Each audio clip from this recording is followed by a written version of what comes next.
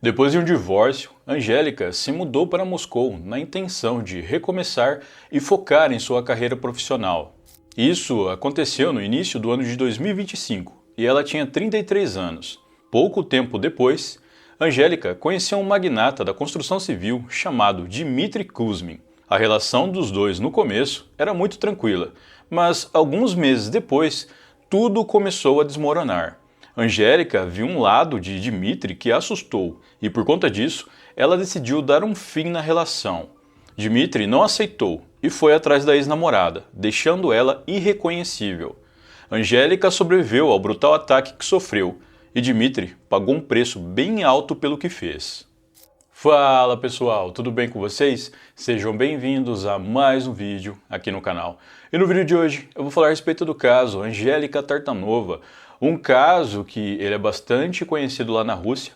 Inclusive é um caso que ele é tratado como o pior caso de violência doméstica daquele país. Na verdade, pessoal, um dos piores casos, tá? Até porque, assim como em muitos países lá já aconteceu muita coisa terrível, mas esse aqui ele teve bastante repercussão por conta dos envolvidos. Vocês vão entender toda a história aqui. Bom, antes de prosseguirmos, se você gostar do meu conteúdo, deixa um like, um comentário e, se possível, hype esse vídeo que me ajuda demais aqui no canal. No mais é isso. Então, sem mais delongas, bora pro vídeo.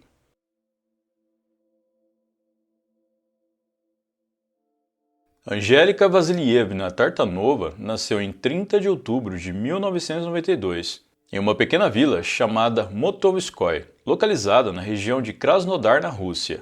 Ela perdeu os pais quando ainda era muito jovem, e isso fez com que ela precisasse aprender a ser independente muito cedo. Quando tinha por volta dos seus 15 ou 16 anos, a Angélica ela se casou e cerca de um ano depois ela teve o seu primeiro e único filho.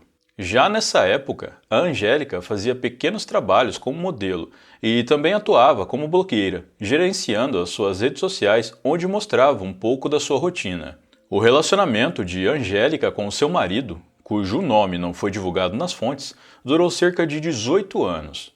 Segundo relatos, por volta do ano de 2024, mais especificamente no final desse ano, o casal eles se divorciaram. O filho deles, que tinha 15 anos na época, cuja a identidade não foi revelada, passou a morar com o pai. Após o divórcio, a Angélica ela decidiu focar em sua carreira no mundo da moda. Contudo, a região em que ela morava não oferecia grandes oportunidades para quem quisesse viver desse meio. As oportunidades elas estavam nas grandes cidades e a Angélica ela sabia disso. E foi pensando nisso que ela decidiu se mudar para Moscou, a capital da Rússia. A Angélica ela esperava encontrar um mercado promissor no mundo da moda e também na da publicidade.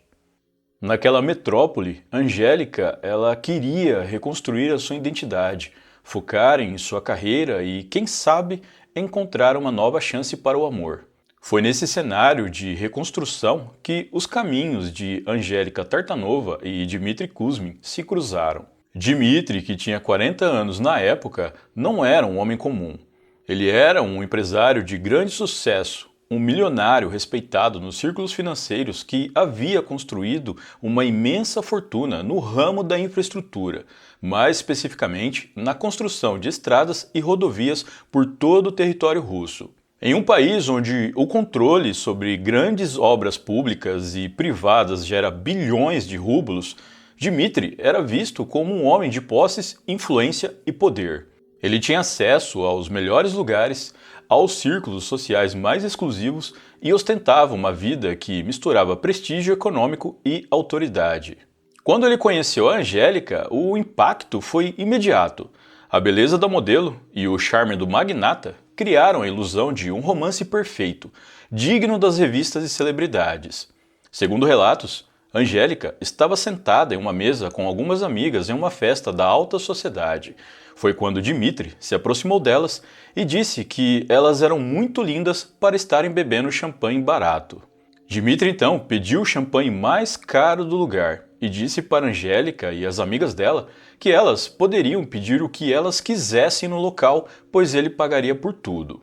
O Dmitry então saiu do lugar, mas depois ele voltou e se sentou à mesa com essas mulheres e ficou um bom tempo conversando com elas.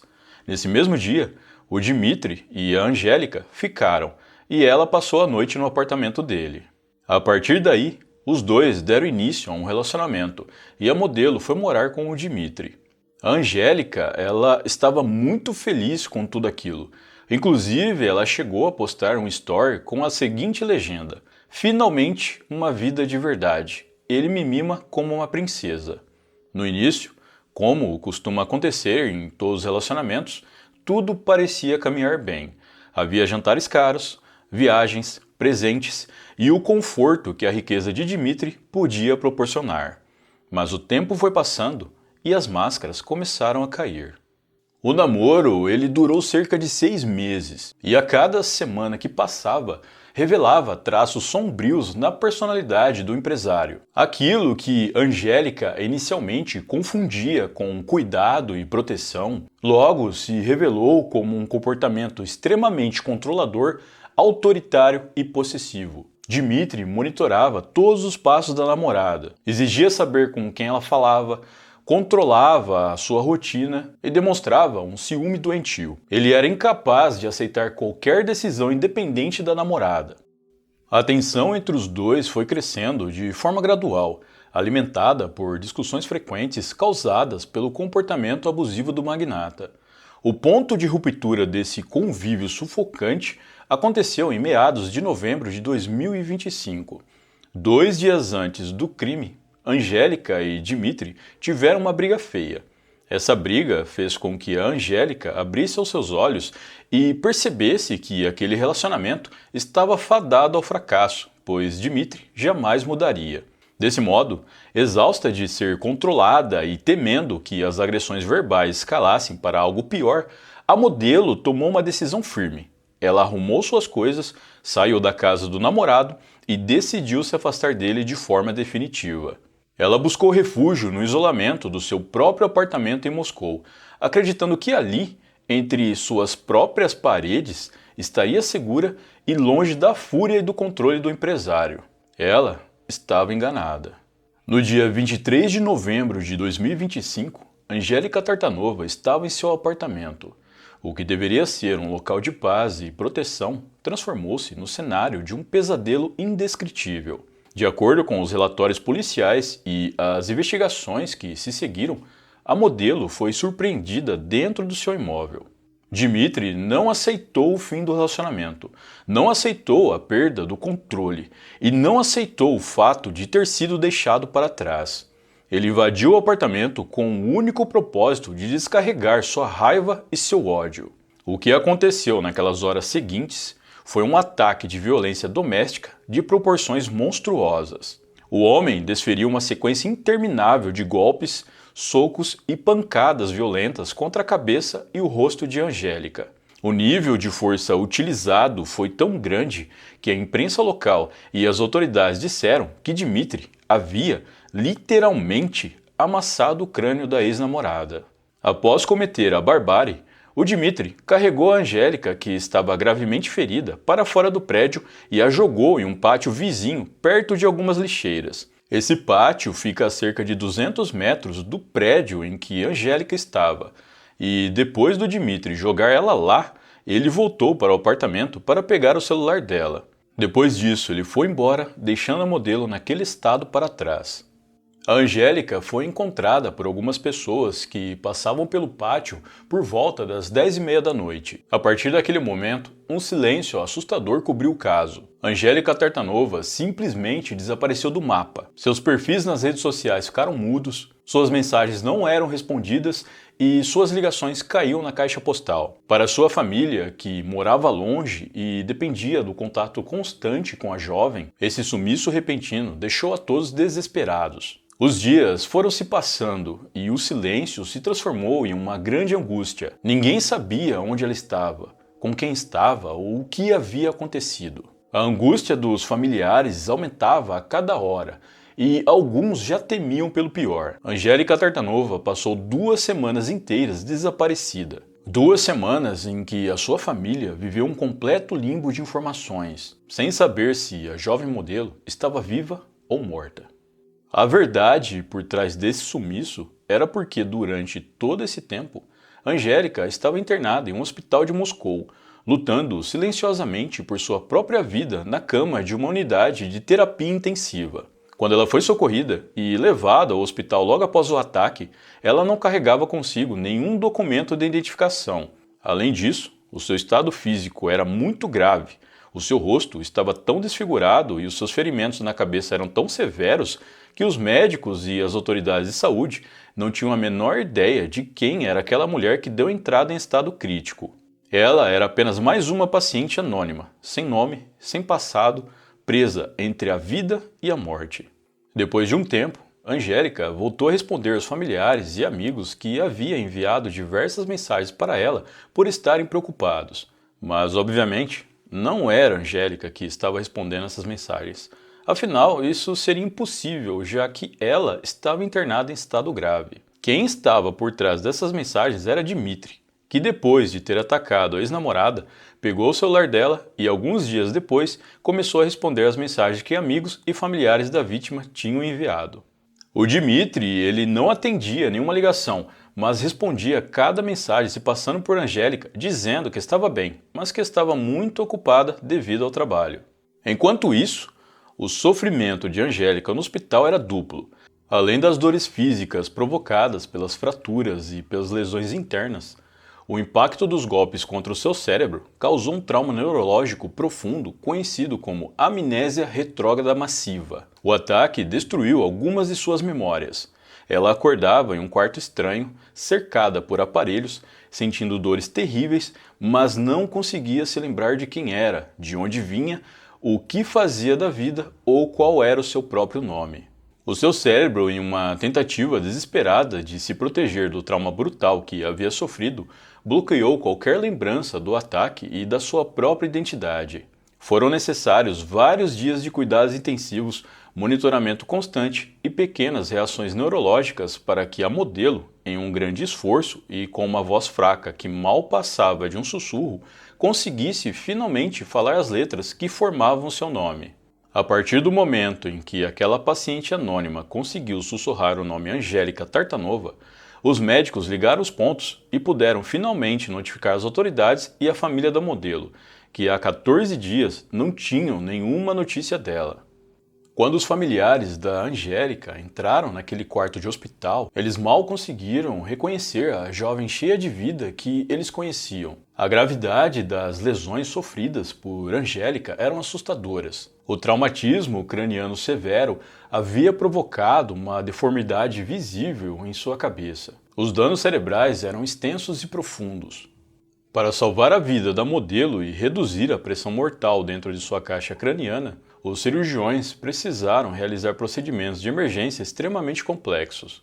Durante essas cirurgias, os médicos foram obrigados a remover uma parte considerável do osso do seu crânio, deixando a estrutura de sua cabeça permanentemente alterada e vulnerável. As sequelas daquela noite de terror não se limitaram à estética ou à estrutura óssea. O cérebro de Angélica Tartanova havia sofrido danos permanentes que mudariam para sempre a sua vida. Os traumas neurológicos deixaram sequelas cognitivas graves e duradouras. A modelo perdeu a capacidade de se comunicar normalmente. Devido à gravidade das lesões nas áreas responsáveis pela linguagem, ela ficou completamente impossibilitada de falar durante alguns meses, comunicando-se apenas por olhares ou pequenos gestos. Sua coordenação motora foi severamente comprometida, transformando tarefas simples como segurar um copo da água ou dar alguns passos em desafios monumentais que exigiam auxílio de terceiros. Sua memória tornou-se fragmentada, um quebra-cabeça cujas peças insistiam em sumir.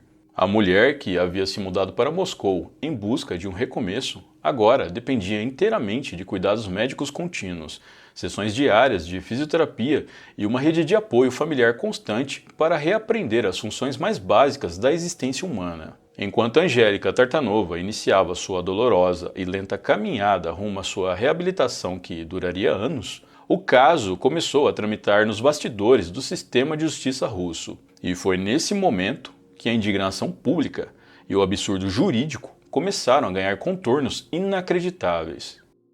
No início do processo legal, parecia que a imensa fortuna e a rede de contatos e influências de Dmitry Kuzmin iriam funcionar como um escudo de impunidade, como tantas vezes acontece com homens poderosos naquele país. O magnata da construção de estradas moveu seus advogados, utilizou seus recursos e demonstrou uma total falta de remorso e preocupação com o destino da ex-namorada. A confiança de Dmitry em sua própria liberdade era tamanha que o sistema judiciário, em uma decisão que gerou revolta generalizada, concedeu ao agressor uma autorização oficial para visitar a própria vítima no hospital. O homem que havia esmagado o crânio de Angélica recebeu o direito legal de caminhar até o leito onde ela tentava sobreviver. Essa situação absurda mostrou a fragilidade e a insensibilidade inicial das autoridades diante de um caso claro de violência doméstica extrema. No entanto, o clamor popular e a gravidade inegável dos fatos começaram a pesar mais do que o dinheiro do empresário. Apesar de terem tentado, a história de Angélica não pôde ser abafada. Cerca de 4 meses após o crime, a modelo russa fez uma aparição impactante na televisão nacional. Mesmo enfrentando imensas dificuldades para falar, expressar seus pensamentos e coordenar seus movimentos, ela se apresentou diante das câmeras para mostrar ao país e ao mundo as marcas físicas e os ferimentos devastadores deixados pelo ataque brutal que sofreu. Ver aquela jovem modelo, outrora o retrato da saúde e da beleza, com a cabeça deformada pela parte da perda do osso do crânio e lutando contra suas próprias limitações cognitivas, causou um impacto profundo na opinião pública.